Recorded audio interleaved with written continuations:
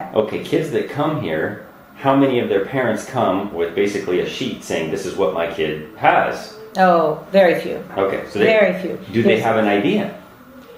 Their parents? Very few. No clue. Many of them. There are some who have taken their children to a specialist, and they come. They'll say, "Yes, my child's been diagnosed with Asperger's or Down syndrome." But very few know what's going on. They've just been told from another school, your child is too hard to teach. You can't teach your child, and so they come pretty discouraged. So can you give a percentage? How many kids arrive here that end up in the special needs program that were in a school previously and the situation didn't work out? Percentage.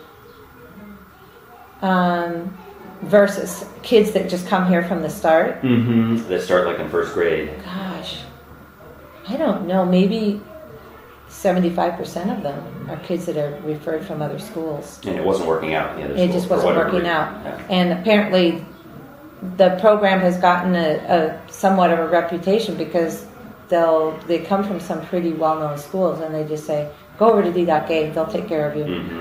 And we do our best. We can't fix things, and I know some parents have this dream that we're going to be able to fix the problem and change, whatever the problem is, but we have to work with where they're at and help them to be successful with, whatever limitations they might have.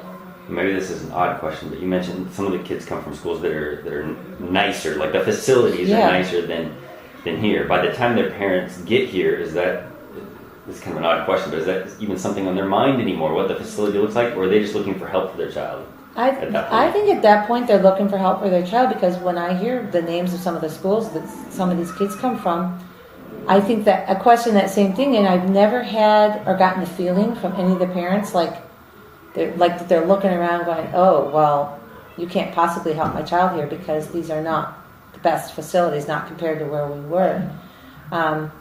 I show them, I have a lot of materials. I have all kinds of hands-on materials and things, and I think that